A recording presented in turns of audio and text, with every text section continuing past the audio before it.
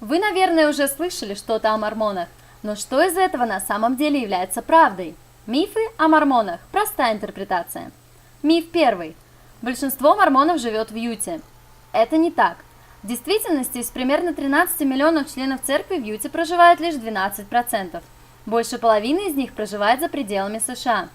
В Юте процент мормонов на душу населения действительно высок, около 60% от всего населения. Причиной этому служит то, что в XIX веке мормоны переезжали в Юту, спасаясь от преследований.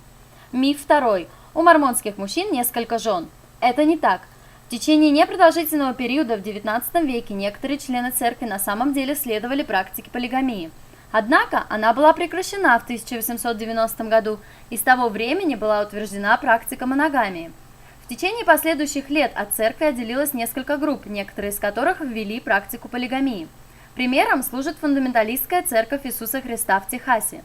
Члены этих групп не являются мормонами и никаким образом не связаны с мормонской церковью. Напротив, если член мормонской церкви практикует полигамию, его сразу же исключают из церкви. Миф третий. Мормоны не верят в Библию. Это не так. Библия является существенной составляющей мормонских священных писаний, известных как образцовые труды церкви, которые также включают книгу Мормона, Учение Завета и драгоценную жемчужину. Мормоны часто используют Библию во время богослужений, уроков воскресной школы и личного изучения. Миф четвертый. Мормоны не христиане. Это не так. Термин «мормон» в действительности является прозвищем. Настоящее название церкви – Церковь Иисуса Христа святых последних дней. Мормоны утверждают, что их церковь – это восстановленная первоначальная церковь, руководимая Иисусом Христом. Мормоны следуют учениям Христа, принимают Его причастие и молятся во имя Его Небесному Отцу. Миф пятый. Мормоны поклоняются Джозефу Смиту. Это не так. Мормоны уважают Джозефа Смита как Божьего пророка, так же как Моисея, Авраама, Исаию и других пророков в Библии. Мормоны верят, что пророк может общаться с Богом и получать от него наставления для церкви. Как пророк, Джозеф Смит сыграл важную роль в восстановлении на земле Церкви Христа. Тем не менее, поклонение отводится исключительно для Бога и Иисуса Христа. Миф шестой.